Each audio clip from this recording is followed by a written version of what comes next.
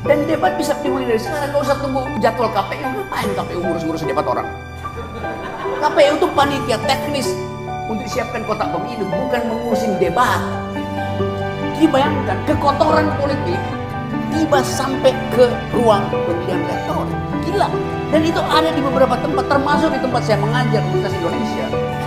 Yang kemarin saya kritik habis-habisan karena rektornya dulu. Ya.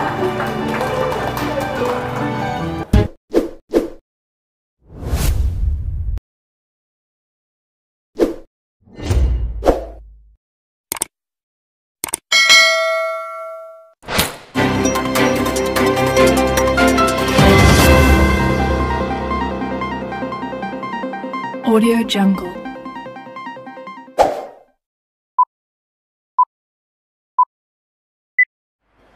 Ada kebohongan, nggak ada soal, tapi harus ada pikiran yang menghalangi kebohongan itu. Dan pikiran itu hanya bisa diucapkan dari kampus.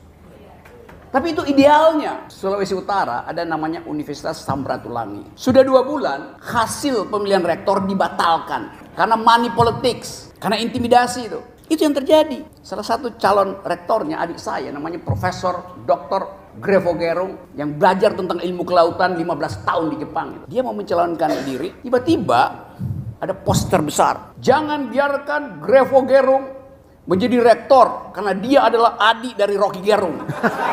Coba bayangkan. Ya kan, ada di berita, ada fotonya. Astaga. Apa urusan saya dengan rektor Unsrat? Kita percaya bahwa profesor di Unsrat mampu untuk menciptakan iklim di mana kompetisi akademis dimungkinkan. Untung berita itu bocor ke Menteri Nadiem, lalu Menteri Nadiem batalkan proses itu. Jadi bayangkan, kekotoran politik tiba sampai ke ruang pemilihan rektor itu. Gila. Dan itu ada di beberapa tempat, termasuk di tempat saya mengajar, Universitas Indonesia.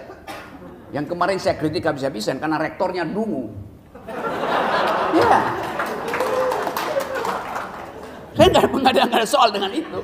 Dan menyebar isu itu ya udah. Kehidupan saya jadi berantakan karena banyak orang yang nggak mau lagi ajak saya bikin riset yang ada uangnya. Nggak ada soal buat saya. Tapi kalau saya nggak mengucapkan kejujuran itu, tidur saya nggak nyenyak. Roman saya tidak sempurna. Masa pemimpin masih nyontek-nyontek catatan? Pembuat pinisi di Bira bikin pinisi dengan konsep tanpa disuka bergambar, kan ada di otaknya berapa panjang anjungan itu, ketebalannya berapa supaya bisa menangkap badai dan tidak mengganggu anak gelombang.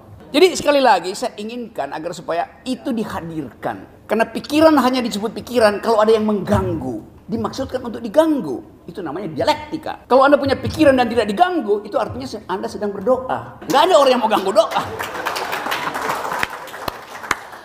Jadi teman-teman, kita ingin supaya sekali lagi politik itu diasuh dengan argumen, bukan dengan sentimen. Nah, itu paralel antara fungsi kampus dan fungsi jurnalis.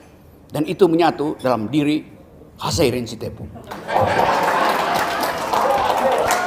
So, lama-lama saya jadi tim sukses Hasyairin.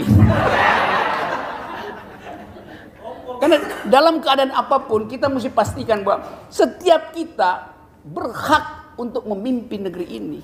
Bukan cuma mereka yang punya amplop tebal tapi otak tipis.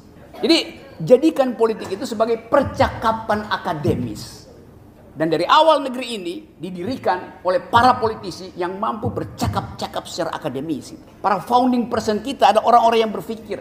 Berapa persen yang lulus perguruan tinggi? Mungkin dari 30 orang cuma 2 orang yang lulus perguruan tinggi. Yang lain otodidak. Tapi ada komunitas pikiran yang memungkinkan mereka bertengkar di meja akademis. Sekarang nggak ada kita pertengkaran. Bahkan protes sedikit pun kita udah nggak mampu karena akan diancam oleh kitab undang-undang hukum pidana yang baru. Yang memastikan bahwa menghina presiden dihukum 5-6 tahun. Karena itu artinya kita merendahkan martabat presiden. Cari di kamus mana ada istilah martabat presiden. Yang ada istilah human dignity, martabat manusia. Presiden bukan manusia, presiden fungsi. Dia lembaga. Martabat itu hanya melekat pada manusia yang punya perasaan. Presiden nggak boleh punya perasaan. Jadi secara konseptual kacau. Saya ingin dekan Fakultas Hukum di sini itu protes tentang peristilahan itu. Nggak ada namanya. Yang ada adalah martabat raja, bukan presiden. Kenapa? Karena raja menunjuk dirinya sendiri sebagai wakil Tuhan. Itu asal usul dari istilah dilarang menghina, menjatuhkan martabat presiden. Kan dianggap dulu presiden itu sejajar dengan raja. Kemudian hilang istilah itu karena demokrasi itu. Kalau dia bermartabat, maka martabat itu melekat pada saya seumur hidup saya. Itu namanya human dignity itu. Presiden setiap 5 tahun kita ganti. Ngapain dia harus kita kasih martabat? Dia bisa kita ganti kok. That's logic so. Bahwa ide yang dibuat oleh alumni Universitas Negeri Makassar bisa betul-betul dibunyikan ke seluruh alumni itu. Alumni UI banyak yang tertutup pikirannya karena takut dipecat atau diturunkan jabatannya dari komisaris. Ngapain? Nah, sekali lagi teman-teman, kita diskusi bebas di sini. Saya tahu batasnya nanti. Dan karena saya tahu batasnya, saya langsung ngedit di dalam kalimat saya tuh. Paling nggak saya abstraksikan supaya tidak diedit nanti di hasilnya. Oke, teman-teman. Ini pandangan seorang oposan ya. Jadi oposisi itu ya selalu berpikir seperti itu. Dan terima kasih Bung Rocky sudah bisa hadir di sini dan teman-teman ini sudah bisa mendengar secara langsung. Kemudian terima kasih juga pada para guru besar, para dekan, para doktor yang hadir di sini.